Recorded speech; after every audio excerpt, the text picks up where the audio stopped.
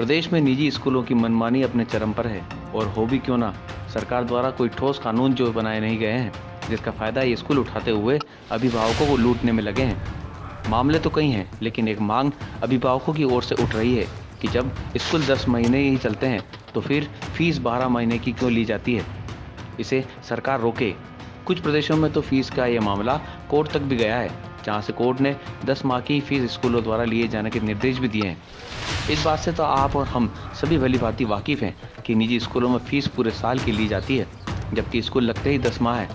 कई स्कूल तो फीस में अदर एक्टिविटी जैसे खेल, कंप्यूटर, ट्यूशन तक की फीस लेते हैं और छुट्टियों के 2 माह ये फीस भी स्कूल ले लेते हैं, जो किसी लिहाज से सही नहीं। लेकिन प्रदेश में फीस रेगुलेशन एक्ट में इसको लेकर कोई उल्लेख नहीं है, जिसका फायदा निजी स्कूल उठाने में लगे हैं। भाई अब अभिभावक को मन में टिस तो रहती है ना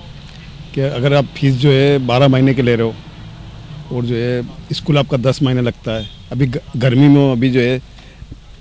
3 महीने की फीस लेंगे, एक इंस्टॉलमेंट पूरा लेंगे, उसके बाद में एक महीना स्कूल लगेगा, उसके बाद 2 महीना तो कुछ पढ़ाई होती नहीं है। सरकार को इस तरफ ध्यान देना चाहिए, उसको बंद कराना चाहिए। आज जो कोई व्यक्ति मान लो खेती किसानी में मजदूरी में कोई मजदूर कोई काम पर भी जाता है, जितना काम उतना दाम मिलता है। तो प्राइवेट स्कूल है, अगर ये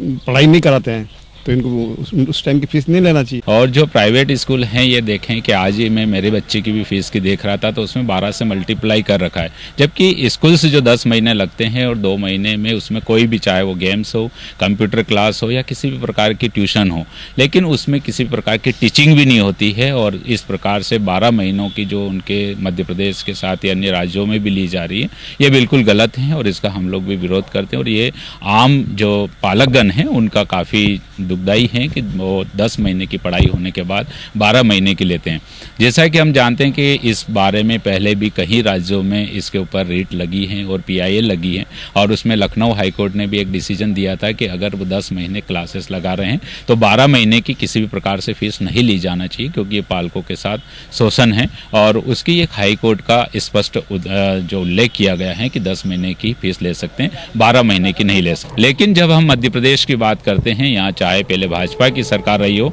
या वर्तमान में कांग्रेस की सरकार रही हो, आज भी सारे प्राइवेट स्कूल नीमच के साथ ही पूरे मध्य प्रदेश में 12 महीनों की फीस ले रहे हैं, जो कि काफ़ी गलत है और पालकों के साथ शोषण है। और इसके खिलाफ इनको जो कि वो 144 में अगर ये कार्रवाई कर सकते हैं और यहाँ के DO को, कलेक्टर साहब को इस बारे में संज्ञान लेकर मध्य प्रदेश में, पूरे मध्य प्रदेश में इसके ऊपर संज्ञान लेना चाहिए और 12 महीनों की जगह 10 महीनों की ही फीस ली जाना चाहिए। इन छुट्टियों का तो सवाल देखिए, ग्रीष्मकाल में भी बहुत से ऐसे छोटे मोटे खर्चे, जो जैसे आपकी मान लीजिए बिल्डिंग रेंट है,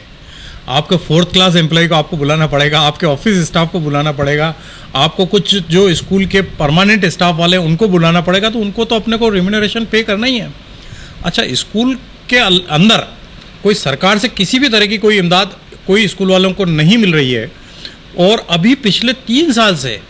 25% जो reimbursement right to education act के अंदर जो फ्री बच्चों को पढ़ाया जा रहा है, उनका भी फ्री रीइंबर्समेंट नहीं हुआ है। तो प्राइवेट स्कूलों के हालतें तो अभी बहुत ज़्यादा गंभीर स्थिति में, और फीस अगर एक बढ़ाना है